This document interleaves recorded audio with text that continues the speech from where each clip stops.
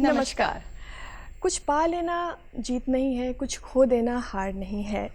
सिर्फ परिस्थितियों का अभाव है, परिवर्तन तो सफलता का स्वभाव है। नमस्कार, प्रणाम, मेरा नाम है ऋचा। बहुत बहुत स्वागत है आपका हमारे इस बेहद खास कार्यक्रम बिहान में। हमारे साथ है शक्ति।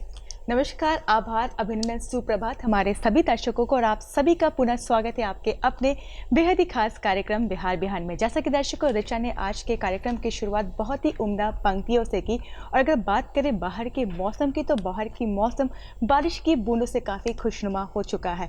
ऐसे में आपका दिन और भी बेहतर बीते, इसके लिए मेरी तरफ से और ऋचा की तरफ से आप सभी को बेस्ट वाली मॉर्निंग विशेस और आप सभी को गुरु पूर्णिमा की भी ढेरों शुभकामनाएं। दर्शकों, कहते हैं कि जीवन में सफलता बहुत ज़रूरी है, अपने लक्ष्यों में सफलता प्राप्त करना बहुत ज़रूरी है, क्योंकि और इस सफलता को प्राप्त करने के लिए हमें अपने जीवन में, अपने कार्यों में, खासकर अपने विचारों में कुछ बदलाव लाने की आवश्यकता होती है। वो कहते हैं ना कि बदलाव, परिवर्तन सफलता की पहली सीढ़ी होती है। लेकिन इन सबों में हमें एक बात का खास ख्याल रखना चाहिए कि जो भी बदलाव हम अपने जीवन में, अपने कार्य में या खासकर अपने विचारों में कर रहे हैं, वो पूर्ण रूप से सकारात्मक हो। क्योंकि जब हम अच्छा सोचते हैं तो अच्छे कार्य करने के लिए हम प्रेरित होते हैं, और जब हम अच्छा कार्य करते हैं तो ये सकारात्मक बदलाव खुद ब खुद हमें सफलता की ओर लेकर चले जाते हैं। इसीलिए अच्छा सोचें, अच्छा कार्य करें और अच्छा जीवन व्यतीत करें।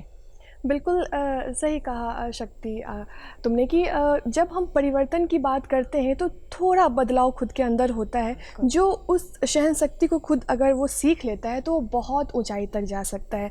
ठोकरें अक्सर उन्हें लगता है कि वो ठोकर खा के गिर चुके हैं, लेकिन ऐसा कुछ भी नहीं है। हमेशा ठोकर इंसान को सिखाता है कि आप संभल कर चलें, आपकी बहुत ही लंबी जर्नी है, आप संभल कर चलें, संभल कर सीखें। जी हाँ दोस्तों, कार्यक्रम की शुरुआत हो चुकी है और जैसा कि आप जानते हैं कि हम कार्यक्रम की शुरुआत महापुरुषों के कहे कथन के अनुसार करते हैं। तो आइए देखते हैं कि आज का वचन क्या है।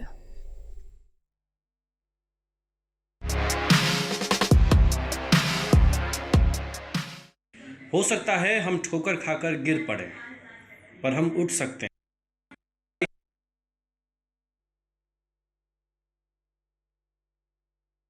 आज डीडी बिहार के लिए बड़ी ही सौभाग्य की बात है कि आज बिहार के कार्यक्रम में बिहार की माटी से जन्मे एक ऐसे ही विद्वान, एक ऐसे ही बहुमुखी प्रतिभा के धनी सुप्रसिद्ध डॉक्टर राजवर्धन आज़ाद जी मौजूद हैं।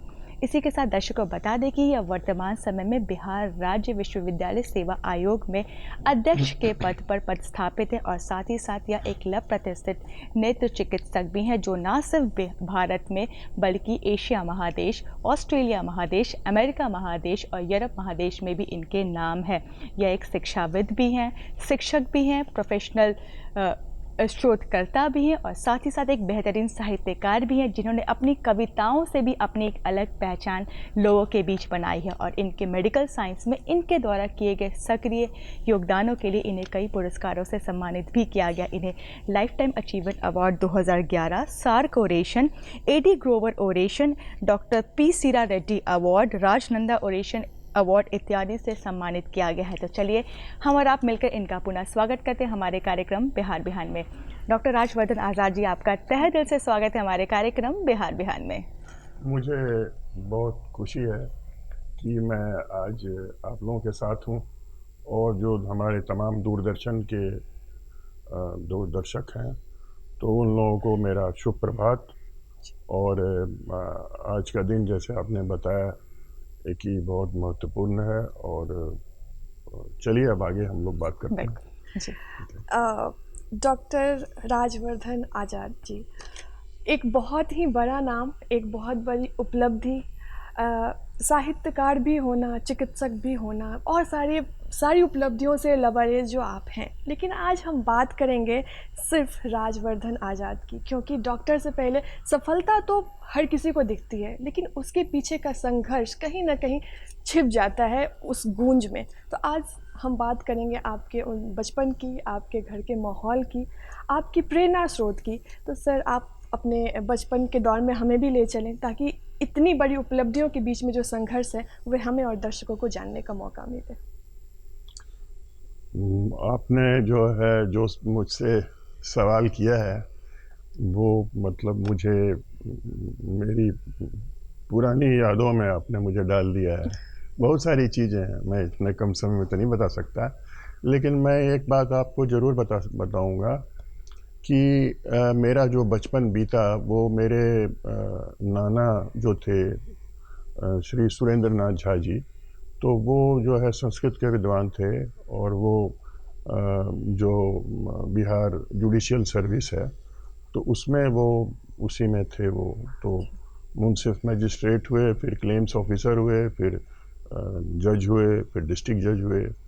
तो उनके साथ मेरा बचपन बीता। और आपको बहुत अच्छा लगेगा सुन के कि बिहार के जितने भी बड़े बड़े शहर हैं, सब शहर में मेरी पढ़ाई हुई, बचपन वहीं से गुजरा। जमशेदपुर में मैं पैदा हुआ, वहाँ से नाना का ट्रांसफ़र हाजीपुर हुआ, हाजीपुर से हम मुंगेर आए, मुंगेर में हमने स्कूल में एडमिशन लिया। उस समय जिला स्कूल में बहुत अच्छा, पढ़ाई बहुत अच्छी होती थी। जिला स्कूल से हम निकले वहाँ से तो हम गए पूर्णिया। पूर्णिया में वहाँ भट्टा अपर प्राइमरी स्कूल था, वो पीढ़ा वाला स्कूल था, तो वो पीढ़ा वाले स्कूल में हम पढ़े। फिर वहाँ से हम आए गया, और फिर गया से हम आए पटना। तो इस हालांकि हमारे नाना फिर और अन्य शहर में गए, वो जैसे जैसे उनका ट्रांसफ़र होता था, लेकिन पटना आकर के हम लोग मतलब यहाँ पे जो भी आगे की मेरी पढ़ाई हुई ये पटना कॉलेज स्कूल में था। मैं गया था पटना कॉलेज स्कूल देखने के लिए अपने स्कूल को, लेकिन वो स्कूल नहीं रहा जो वो स्कूल पहले था। खैर, तो पटना कॉलेज स्कूल से मैं निकला तो मैं गया पटना साइंस कॉलेज। मैंने साइंस कॉलेज जब मैं गया देखा, मैंने कहा ये कॉलेज है कि यूनिवर्सिटी है, इतना बड़ा कॉलेज और उसमें इतनी सारी चीज़ें। तो वहाँ से मैं निकला पटना साइंस कॉलेज से तो चला गया पटना मेडिकल कॉलेज। तो ये हमारा ये पूरे बिहार में ये, उसके बाद तो मैं खैर एम्स में काफ़ी दिन था, वो हम चर्चा के दौरान उसकी बात करेंगे हम। तो वो जो है यही हमारा ये रहा। और एक बात मैं और आपको कहना चाहूँगा कि घर में एक पढ़ने और पढ़ाने का माहौल था। तो पिताजी मेरे जो थे वो स्वतंत्रता सेनानी थे, तो उनके पास उतना वक्त नहीं होता था, क्योंकि वो अगर आप सच में कहूँ आपसे तो वो ज़्यादा जो है देश सेवा में उनका वक्त गुजरता था। और हम लोग मतलब ठीक है, मतलब वो आते थे, मिलते थे, मुलाकात होती थी, सब कुछ होता था, लेकिन उतना वक्त वो नहीं दे पाते थे। तो एक इस तरह का था कि भाई आपको खुद ही बनना है, खुद ही को बुलंद करो। तो वो वाली बात थी, और वो चीज़ हम लोगों ने मतलब अपने जीवन में ये किया। ये अगर आप वो बहुत पुरानी यादों में आप ले जाते हैं मुझे, हम लोग इधर छज्जू बाग में रहते थे और उसके बगल में आकाशवाणी था। वो बाल मंडली में मैं गया हुआ हूँ, वहाँ पर वो होती थी, मैं भूल रहा हूँ नाम उनका, तो वो होती थी। और बाल मंडली में हम जाते थे, मेरे घर के भी ठीक बगल में एक फेंसिंग था, फेंसिंग के बाद वो था आकाशवाणी। तो वो सब यादें हैं। हम पैदल जाते थे छज्जू बाग से पटना कॉलेज स्कूल, जो मेरे ख्याल में 3 या 4 किलोमीटर 4 किलोमीटर होगा, और आते थे। एक तरफ जाने का पैसा मिलता था रिक्शे का 4 आना, तो वो हम बचा लेते थे, क्योंकि हमको शटल कॉर्क वगैरह खरीदना पड़ता था। तो ये सारी बात और बहुत सारी चीज़ें हैं, मैं आपको इतने कम समय में नहीं बता सकता। ये महावीर स्थान था, जाते थे हम लोग पूजा वूजा करने, गांधी मैदान में क्रिकेट वगैरह खेलते थे हम लोग। तो उस तरह की काफ़ी सारी यादें हैं। यहाँ पे जो है दशहरा में दशहरा में और दिवाली में यहाँ पे सांस्कृतिक कार्यक्रम होता था, अब वैसा नहीं होता। बड़े बड़े आप बात कर रहे हैं राजकुमार की, जिनका आज वो है पुण्यतिथि है, ये आपके मोहम्मद रफ़ी, ये आपके उस्ताद वो खान जो थे, वो तबला वादक जो थे, अमजद अली खान, और ये बिस्मिल्लाह, ये जो थे बिस्मिल्लाह खान, इनकी शहनाई। तो वो कुछ मतलब अलग था, अलग ही माहौल। और दूसरी बात ये थी कि हम लोगों के पास इतना डिस्ट्रैक्शन नहीं था जो अब है। अब आपका जो है ये है, क्या बोलते हैं, मोबाइल है, ये टेलीविज़न है, 10 तरह की फिल्में हैं, OTT आ गया। अब उस समय नहीं था। तो उस समय हमारा काम था पढ़ना, और जो है कुछ दोस्तों लोगों के साथ में घूमना, और उसके बाद वो क्या बोलते हैं उसको, जो एक मतलब एक स्वच्छंद घूमते थे हम लोग, जो बोलते हैं ना आवारा मसीहा, बिल्कुल तो वही थे हम लोग, जी। आवारा मसीहा थे हम लोग। किसी ने किसी से पूछा कि ज़्यादा ज़रूरी क्या है, मंजिल तक पहुंचने के रास्ते या मंजिल, तो किसी विद्वान ने कहा कि ज़्यादा सबसे ज़रूरी है एक शिक्षक, एक अच्छा शिक्षक। आप स्वयं एक शिक्षक, एक शिक्षाविद भी हैं, इस बात को भली भांति समझते हैं, तो आपके दृष्टिकोण से यह कितना सही है? देखिए, ऐसा है कि जो लक्ष्य तो होना चाहिए आदमी को, लेकिन मैं आपको उस दौर में ले जाता हूँ जिस दौर में हम लोग थे। अगर आप मुझसे पूछें कि उस वक्त में आप मैं क्या सोचता था, तो मैं आपको इतने मतलब क्लैरिटी से नहीं बता पाऊँगा, क्योंकि उस समय में ये था कि भाई पढ़ना है, साइंस लेना है, बायोलॉजी लेना है और आगे बढ़ना है। तो मेरे कहने का मतलब ये है कि रास्ता मेरे लिए ज़्यादा ज़रूरी था, कि मैं एक रास्ते पे जाता। मुझे नहीं पता था कि मैं कहाँ पहुँचूँगा, कि मैं इतने सारे विश्व के कोई देश में छूटा नहीं होगा जहाँ मैंने भाषा नहीं लिया। मैं नहीं जानता था उस समय, मैं सच्ची बात बताता हूँ आपको। मैं आपको एक छोटा एग्जाम्पल देता हूँ कि जब मैंने MBBS पास किया, तो मेरे पिताजी तो राजनीति में थे। राजनीति मत कहिए, उस वक्त की राजनीति नहीं थी, उस वक्त की वो सेवा नीति थी। तो पिताजी थे, वो सांसद थे, लेकिन वो रिक्शे पे चलते थे। हम और वो दोनों रिक्शे पे जा रहे थे। MBBS मैंने पास किया था। हम ये चिड़िया टाड़ पुल के ऊपर से जा रहे थे हम, तो उन पिताजी हमारे पूछे कि तुम आगे क्या करोगे? तो मैंने कहा कि मैं जो है लोगों की सेवा करना चाहता हूँ। मैं कहीं पे क्लिनिक खोल लूँगा और मैं सेवा करूँगा लोगों की। लेकिन मेरे कहने का मतलब ये है कि जो लक्ष्य तो जरूरी है, बट लक्ष्य जो है उससे ज़्यादा जरूरी आपका रास्ता है।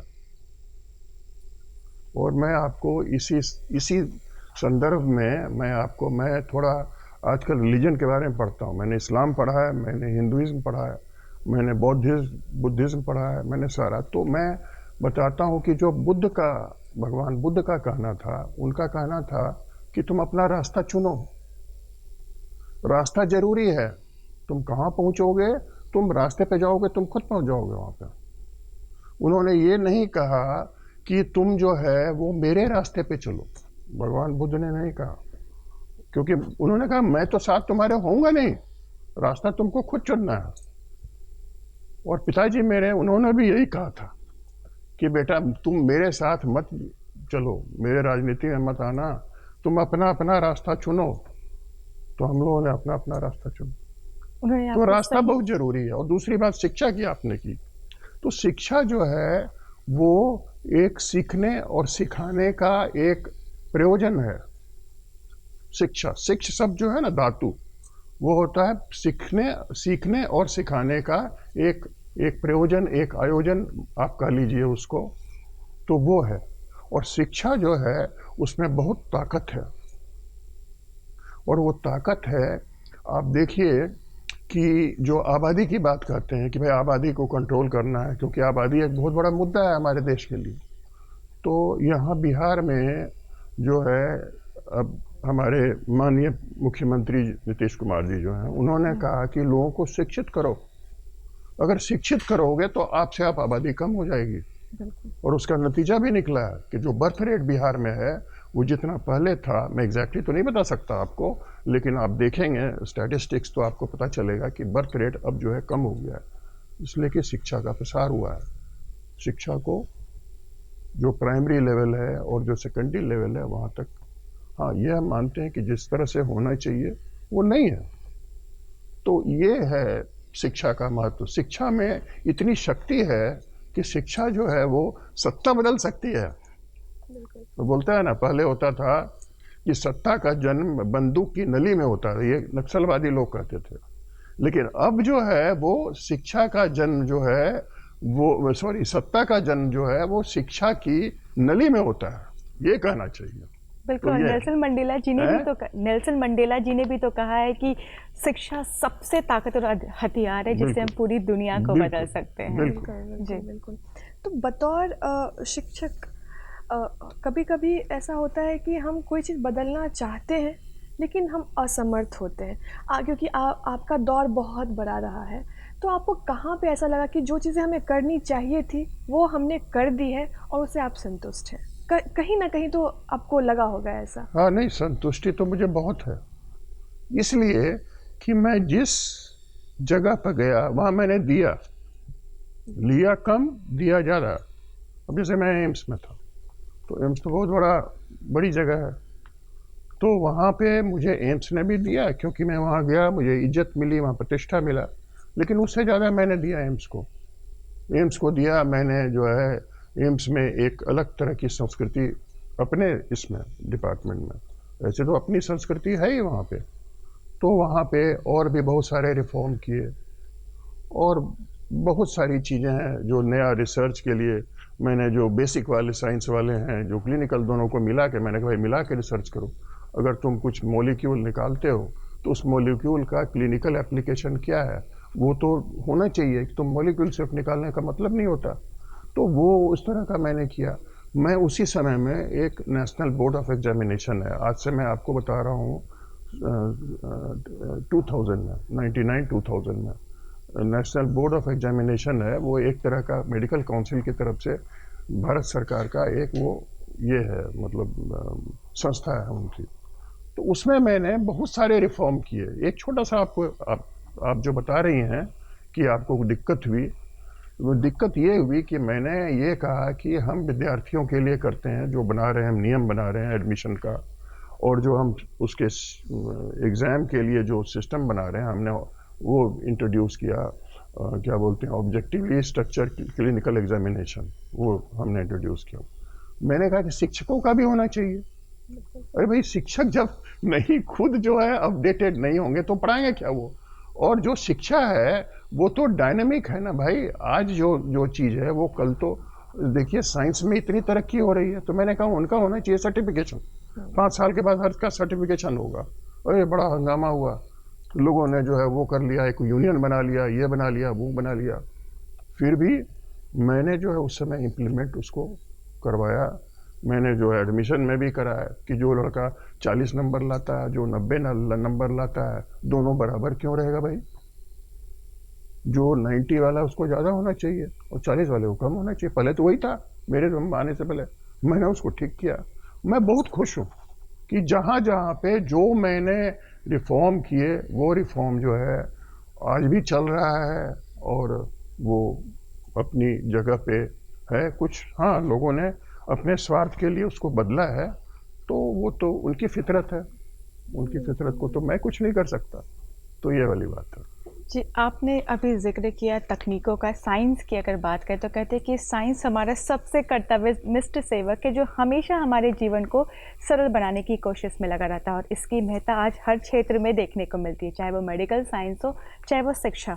तो बेहतर शिक्षा के लिए तकनीकों पर काम करने की ज़रूरत है। तो आपके द्वारा क्या कुछ करने चाहिए या क्या कुछ प्रयास करने चाहिए इस क्षेत्र में, तकनीकी क्षेत्र शिक्षा में, ताकि जो बच्चे हैं ज़्यादा से ज़्यादा आत्मनिर्भर हो सके?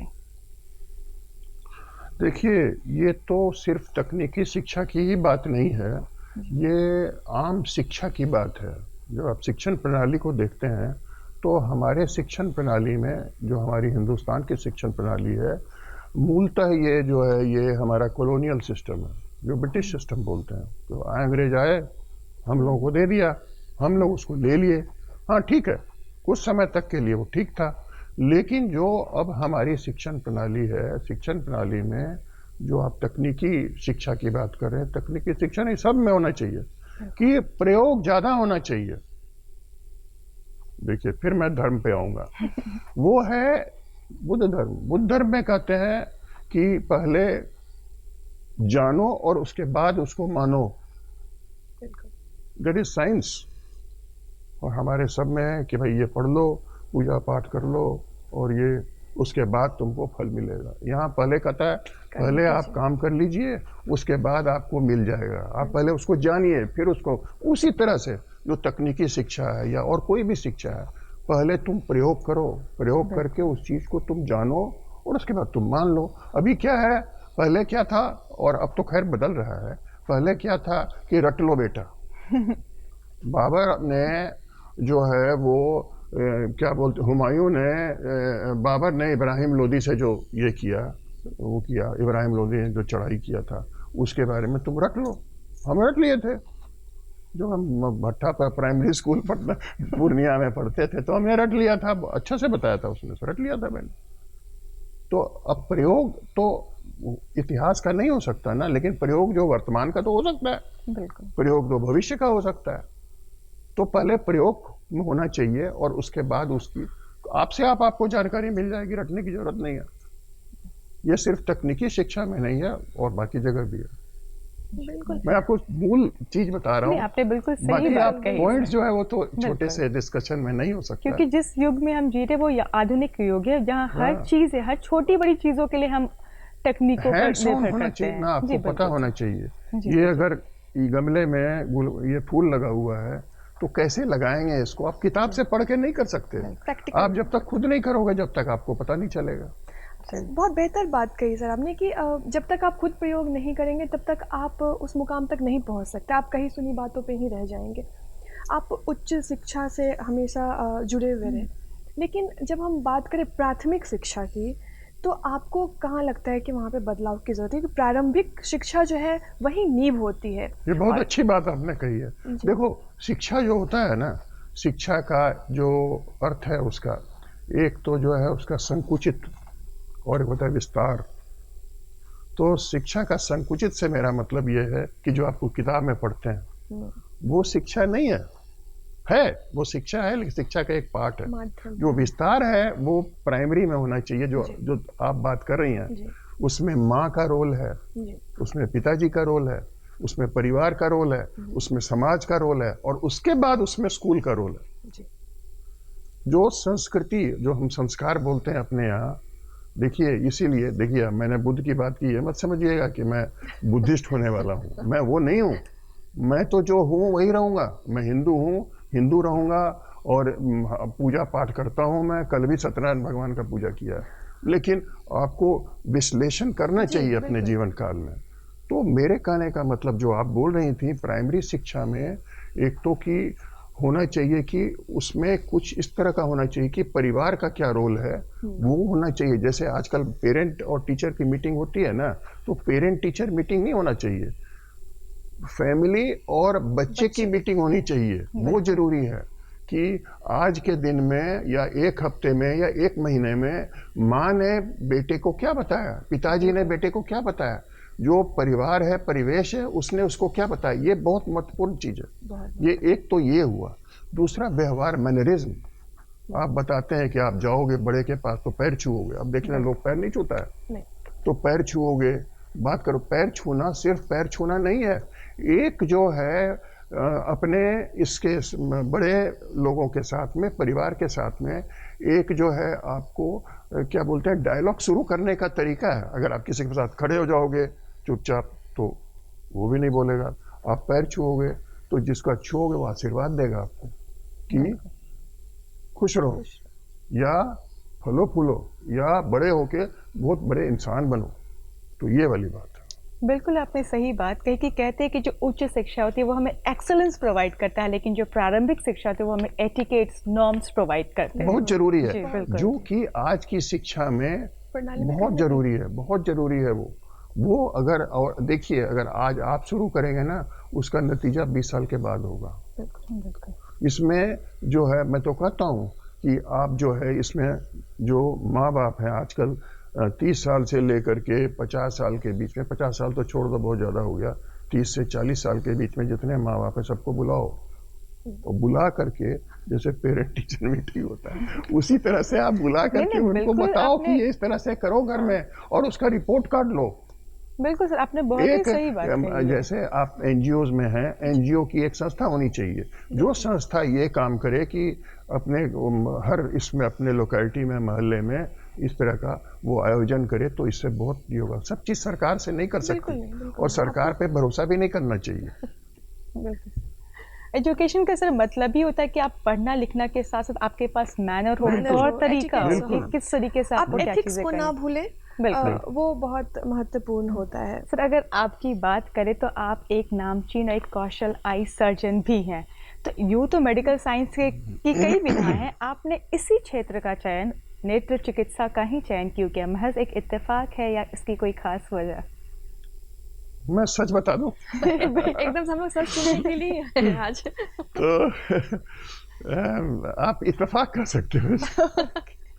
जैसे मैंने पहले बताया, मुझे ये तो पता था कि मुझे साइंस लेना है, मुझे ये पता नहीं था कि मैं बायोलॉजी लूँगा, कि उस समय बायोलॉजी और मैथमेटिक्स होता था कि मैं बायोलॉजी लूँगा तो मैं डॉक्टर बन जाऊँगा। मेरे दिमाग में ये बात थी। एक बात और मैं कहना चाहूँगा, उसी समय से मैं जब छठे सातवें में पढ़ता था, मैं कविता वगैरह लिखता था। तो मैंने सारा जयशंकर प्रसाद की कामायनी और ये हमारे जो हरिवंश राय बच्चन जी थे, मधुशाला मधुबाला, सारा पढ़ लिया था मैंने। तो थोड़ा रुचि हमारी उधर थी, मतलब मैं थोड़ा लेखक और कवि के इसमें ज़्यादा मैं उसमें मेरा इंटरेस्ट था। तो लेकिन फिर भी चूंकि एक माहौल था उस तरह का पढ़ाई करने का, उसमें था एक भाई कि तुमको पढ़ाई करना है। तो उस दौरान में जो है मैंने ये बायोलॉजी का एक किताब मुझे मिला, मैं बायोलॉजी पढ़ा, बायोलॉजी मैंने पढ़ा और मुझे बायोलॉजी में मतलब बहुत अच्छा नंबर, 20 में 20, कभी 19 में 20, जो क्लास का एग्ज़ाम वगैरह होता था। मैंने कहा ठीक है, इसको कर लो, और किया, और अभी यहाँ पहुँच गए। हम लोग आसपास गैजेट्स से भरे हुए हैं, बिना उसके हमारा काम असंभव है, लेकिन फिर भी उसको हम बिना छोड़े हुए अपनी आँखों की देखभाल कैसे करें, ये जनता को अगर थोड़ा सा अगर आप अपने तरीके से बता दें तो ज़्यादा बेहतर होगा, क्योंकि वो गैजेट्स तो छोड़ नहीं सकते और तो दोनों चीज़ें वो साथ साथ कैसे देखिए, करें। मेरे साथ तो ये बहुत बड़ी दिक्कत है कि मैं जहाँ भी जाता हूँ, अब मैं जैसे विश्वविद्यालय सेवा आयोग में हूँ, तो वहाँ मैं मतलब जो शिक्षकों के भर्ती वगैरह है उससे संबंधित जो है काम वो चल रहा है। कुछ कानूनी चीज़ें हैं वो भी चल रही हैं, कुछ प्रशासनिक चीज़ें हैं वो भी चल रही हैं।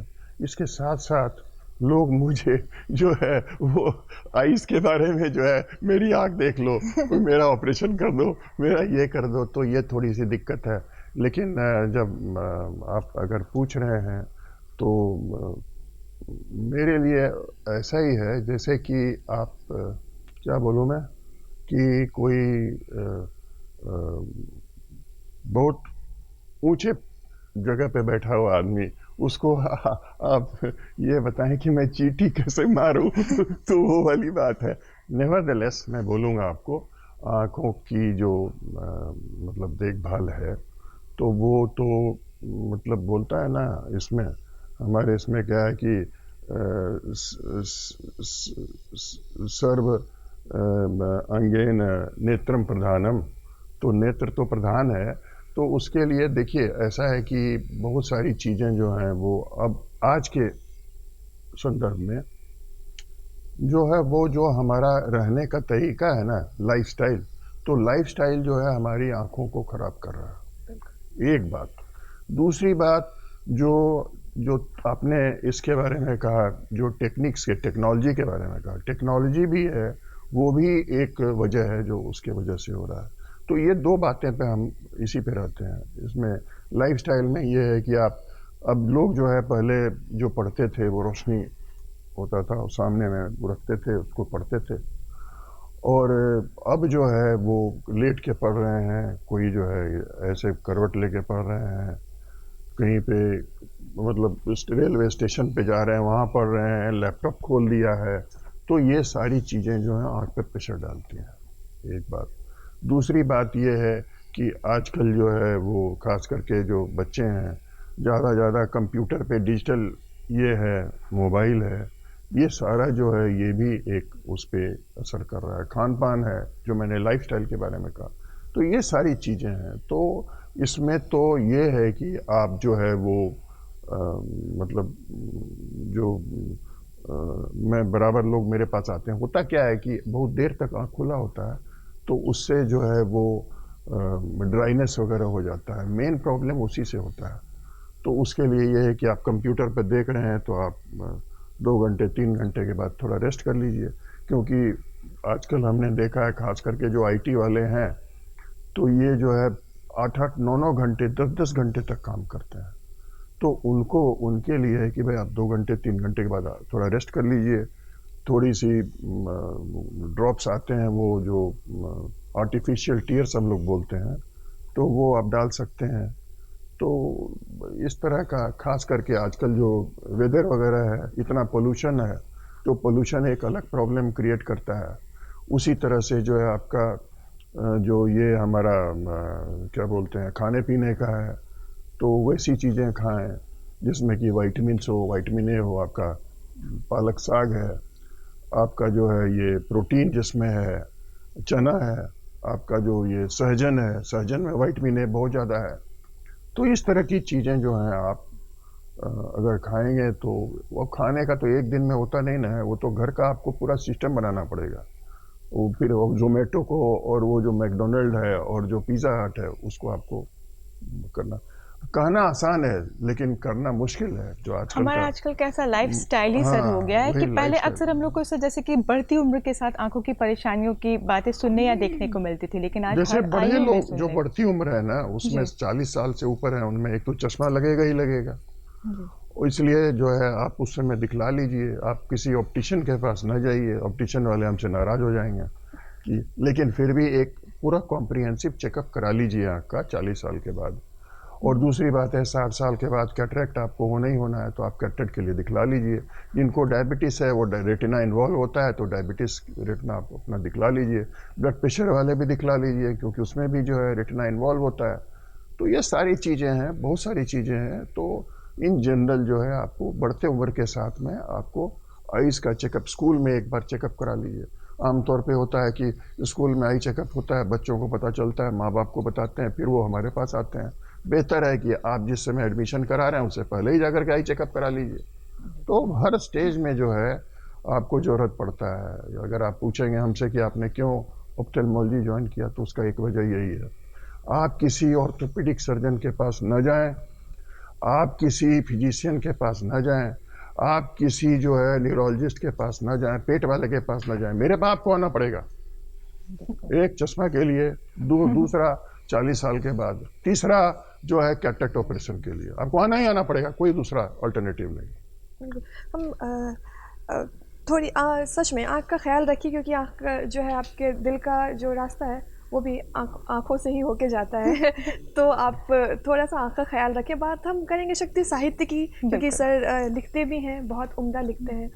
तो और इनकी पुस्तकें भी प्रकाशित है, सोने का हाथ, इनकी कविताएं भी प्रकाशित हैं और उन अपनी कविताओं से आपने अपनी एक अलग पहचान भी दर्शकों के बीच बनाई। तो चाहूँगी कि अपने द्वारा लिखी कोई स्वरचित कविता हमारे दर्शकों के पहले साथ आपको साझा सोने का करें। हाथ जो है ना, इसका मैंने टाइटल क्यों रखा, जी सोने का हाथ में छोटी संस्मरण है, करीब 21 कहानियां हैं उसमें, जो मैंने एम्स में और एम्स के बाहर जब मैं था तो उस समय में मेरा जो लोगों के साथ बातचीत होती थी, खास करके मरीजों के साथ, तो उसका है। मैं ये जो आप सोने के हाथ जो मैंने इसका टाइटल रखा, मैं कुवैत गया हुआ था 3.5 साल के लिए, तो वहाँ पे मैंने जो है मरीज देखा, एक लोकल कुवैती मरीज था, अरबी था। वो अरबी जो है थोड़े अरब वाले थोड़े एग्रेसिव होते हैं, वो चाहते कि तुरंत हो जाए मेरा काम।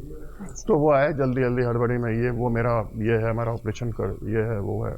मैंने कहा मैं ऑपरेशन करूंगा, बोले तुमसे ऑपरेशन नहीं कराऊंगा, मैं किसी लोकल इससे अरबी से कराऊंगा। उसने फ़ोन किया, अरबी ने बोला वो मैं नहीं कर सकता, वही करेगा तुम्हारा ऑपरेशन। मैंने उसका ऑपरेशन किया तो थोड़ा अनमना था वो। जो ऑपरेशन के बाद जब मैंने उसको देखा, उसकी रोशनी आ गई, सब कुछ ठीक हो गया, तो बोला doctor can I tell you something. मैंने कहा बोलो भाई।